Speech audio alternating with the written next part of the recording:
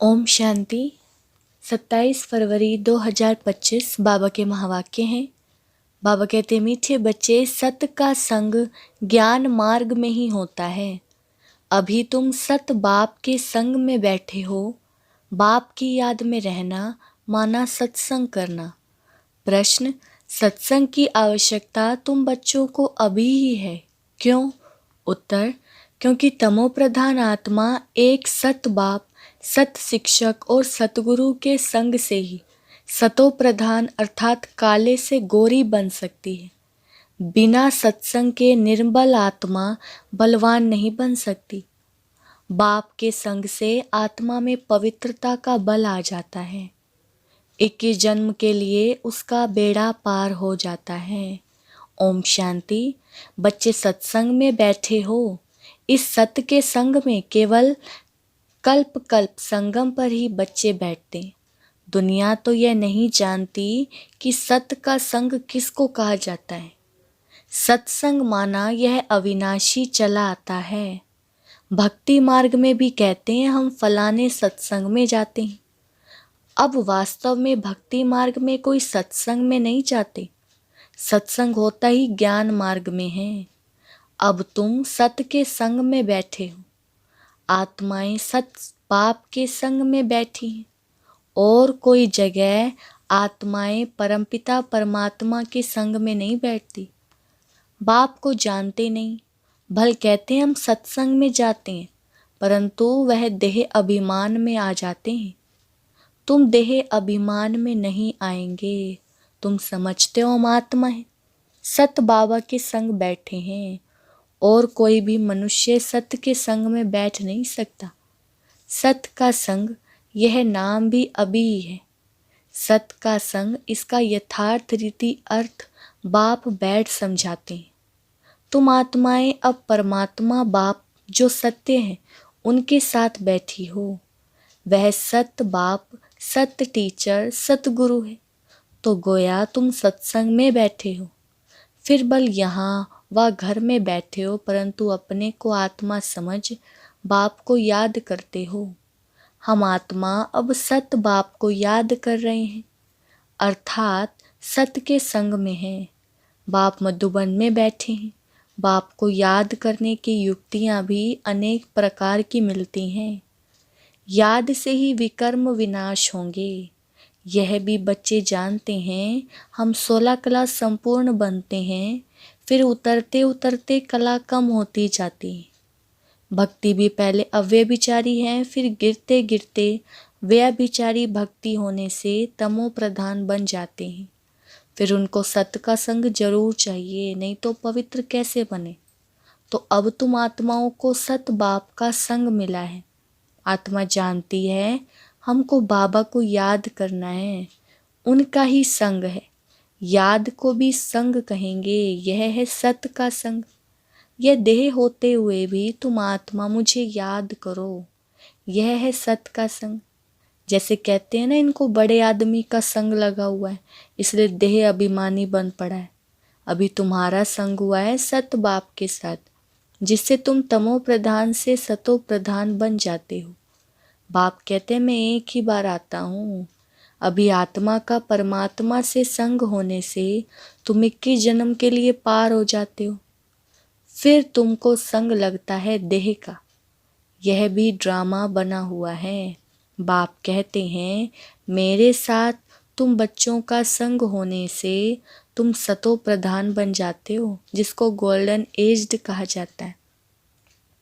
साधु संत आदि तो समझते हैं आत्मा निर्लेप है, सभी परमात्मा ही परमात्मा है। तो इसका मतलब परमात्मा में खाद पड़ी है। परमात्मा में तो खाद पड़ नहीं सकती। बाप कहते हैं क्या मुझ परमात्मा में खाद पड़ती है? नहीं, मैं तो सदैव परम धाम में रहता हूँ, क्योंकि मुझे तो जन्म मरण में आना नहीं है। यह भी तुम बच्चे जानते हो। तुम्हारे में भी कोई का संग जास्ती है, कोई का कम है। कोई तो अच्छी रीति पुरुषार्थ कर योग में रहती। जितना समय आत्मा बाप का संग करेगी उतना फायदा है, विकर्म विनाश होंगे। बाप कहते हैं हे आत्माएं, मुझ बाप को याद करो, मेरा संग करो। मुझे ये शरीर का आधार तो लेना पड़ता है, नहीं तो परमात्मा बोले कैसे, आत्मा सुने कैसे। अभी तुम बच्चों का संग है सत के साथ। सत बाप को निरंतर याद करना है, आत्मा को सत का संग करना है। आत्मा भी वंडरफुल है, परमात्मा भी वंडरफुल है, दुनिया भी वंडरफुल है। यह दुनिया कैसे चक्कर लगाती है, वंडर है। तुम सारे ड्रामा में ऑलराउंड पार्ट बजाते हो। तुम्हारी आत्मा में 84 जन्मों का पार्ट नोंदा हुआ है, वंडर है। सतयुगी आत्माएं और आजकल की आत्माएं, उसमें भी तुम्हारी आत्मा सबसे जास्ती ऑलराउंडर है।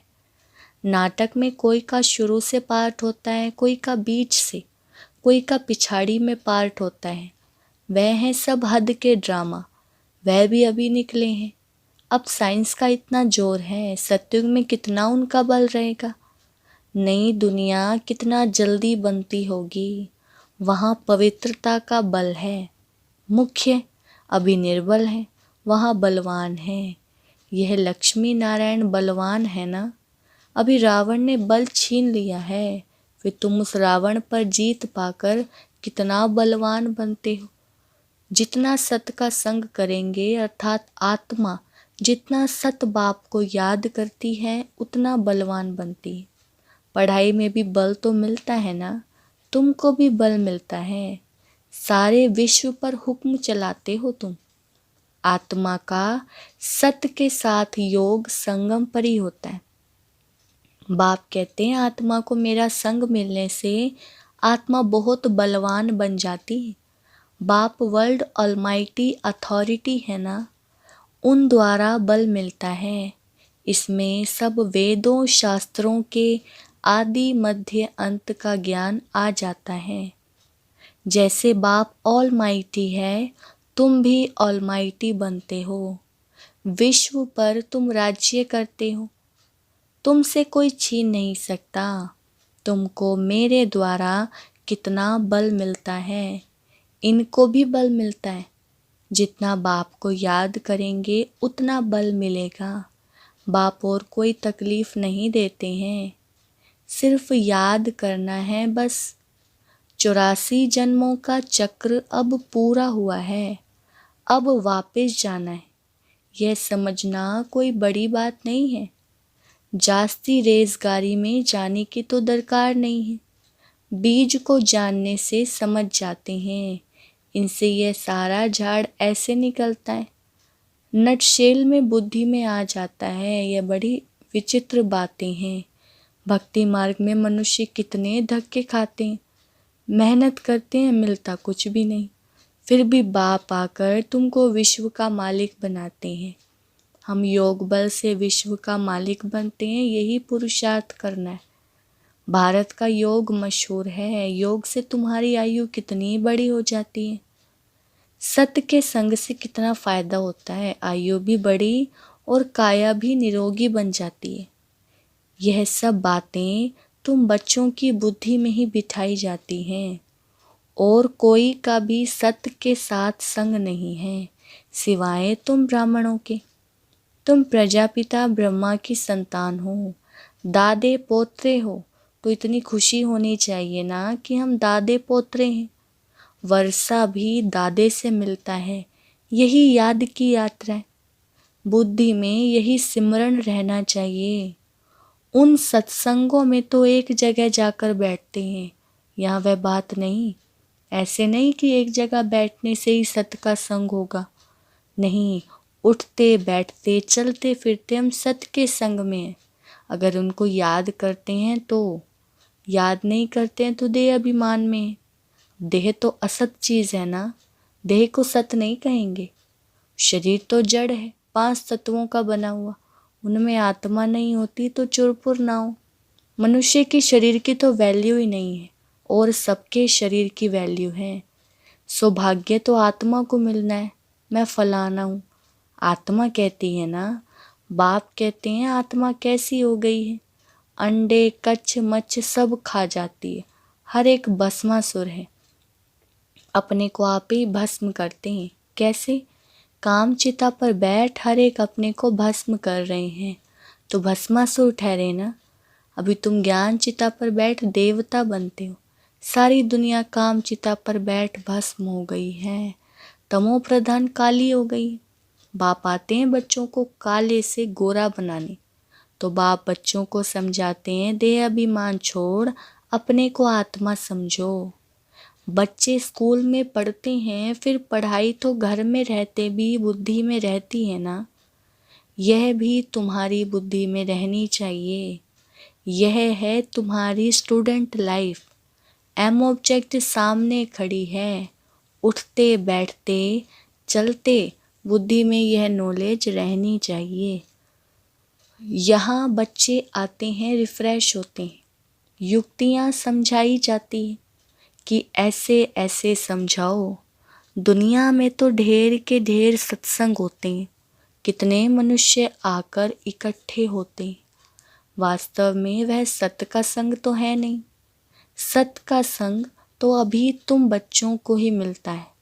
बाप ही आकर सतयुग स्थापन करते हैं, तुम मालिक बन जाते हो।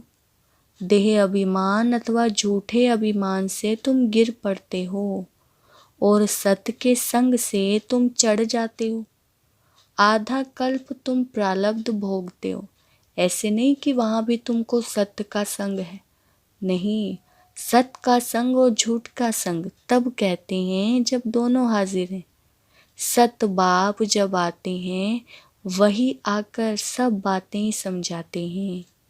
जब तक वह सत्य बाप नहीं आए तब तक कोई भी नहीं जानते। अब बाप तुम बच्चों को कहते हैं, हे आत्माएं मेरे साथ संग रखो। देह का जो संग मिला है उनसे उपराम हो जाओ। देह का संग भल सत्युग में भी होगा, परंतु वहाँ तुम हो ही पावन। अभी तुम सत्य के संग से पतित से पावन बनते हो, फिर शरीर भी सतो प्रधान मिलेगा, आत्मा भी सतो प्रधान रहेगी। अभी तो दुनिया भी तमो प्रधान है। दुनिया नई और पुरानी होती है। नई दुनिया में बरोबर आदि सनातन देवी देवता धर्म था। आज उस धर्म को गुम कर आदि सनातन हिंदू धर्म कह देते। मूंज पड़े हैं। अभी तुम भारतवासी समझते हो कि हम प्राचीन देवी देवता धर्म के थे, सतयुग के मालिक थे, परंतु वह नशा कहाँ। कल्प की आयु ही लंबी लिख दी है, सब बातें भूल गए। इनका नाम ही है भूल भुलैया का खेल। अभी सत बाप द्वारा तुम सारी नॉलेज जानने से ऊंच पद पाते हो, फिर आधा कल्प बाद नीचे गिरते हो, क्योंकि रावण राज्य शुरू होता है। दुनिया पुरानी तो होगी ना। तुम समझते हो नई दुनिया के मालिक थे, अभी पुरानी दुनिया में। कोई कोई को यह भी याद नहीं पड़ता है कि बाबा हमको स्वर्गवासी बनाते हैं। आधा कल्प हम स्वर्गवासी रहेंगे, फिर आधा कल्प बाद नीचे गिरते हो, क्योंकि रावण राज्य शुरू होता है। दुनिया पुरानी तो होगी ना। तुम समझते हो बाबा हमको स्वर्गवासी बनाते हैं। आधा कल्प हम स्वर्गवासी रहेंगे, फिर नरकवासी बनेंगे। तुम भी मास्टर ऑलमाइटी बने हो, नंबरवार पुरुषार्थ अनुसार। यह है ज्ञान अमृत का डोज। शिव बाबा को ऑर्गन्स मिले हैं पुराने, नया ऑर्गन्स तो मिलता नहीं, पुराना बाजा मिलता है। बाप आते भी वानप्रस्थ में ही है। बच्चों को खुशी होती है तो बाप भी खुश होते हैं। बाप कहते हैं हम जाते हैं बच्चों को नॉलेज दे रावण से छुड़ाने। पार्ट तो खुशी से बजाया जाता है ना। बाप बहुत खुशी से पार्ट बजाते हैं। बाप को कल्प कल्प आना पड़ता है, ये पार्ट कभी बंद नहीं होता है। बच्चों को बहुत खुशी रहनी चाहिए। जितना सत्य का संग करेंगे उतना खुशी होगी। याद कम करते हैं इसलिए इतनी खुशी नहीं रहती है। बाप बच्चों को मिल्कियत देते हैं। जो बच्चे सच्ची दिल वाले हैं उन पर बाप का बहुत प्यार रहता है। सच्ची दिल पर साहिब राजी रहते हैं। अंदर बाहर जो सच्चे रहते हैं बाप के मददगार बनते हैं। सर्विस पर तत्पर रहते हैं, वही बाप को प्रिय लगते हैं। अपने दिल से पूछना है हम सच्ची सच्ची सर्विस करते हैं। सच्चे बाबा के साथ संग रहते हैं। अगर सत बाबा के साथ संग नहीं रखेंगे तो क्या गति होगी। बहुतों को रास्ता बताते रहेंगे तो ऊंच पद भी पाएंगे। सत बाप से हमने क्या वर्षा पाया अपने अंदर देखना है। यह तो जानते हैं कि नंबरवार है, कोई कितना वर्षा पाते हैं, कोई कितना पाते हैं।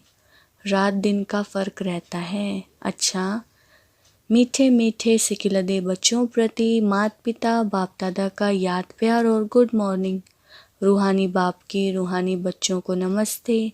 हम रूहानी बच्चों की रूहानी बाप दादा को नमस्ते नमस्ते, गुड मॉर्निंग।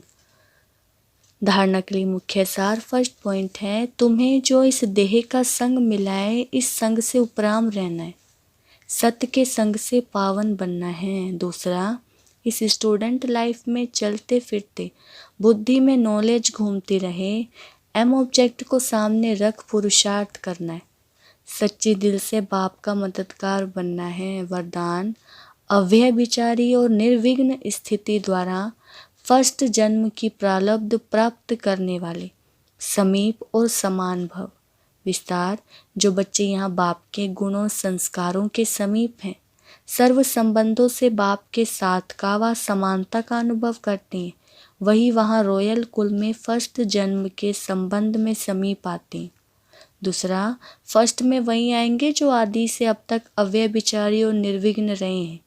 निर्विघ्न का अर्थ यह नहीं है कि विघ्न आए ही नहीं, लेकिन विघ्न विनाशक व विघ्नों के ऊपर सदा विजयी रहे। यह दोनों बातें यदि आदि से अंत तक ठीक हैं तो फर्स्ट जन्म में साथी बनेंगे। स्लोगन, साइलेंस की पावर से नेगेटिव को पॉजिटिव में परिवर्तन करो। अव्यक्त इशारे, एकांतवासी अर्थात सदा स्थूल एकांत के साथ साथ एक के अंत में रहना।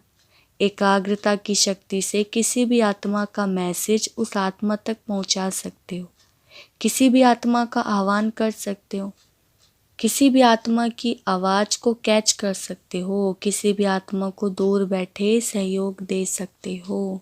अच्छा, ओम शांति।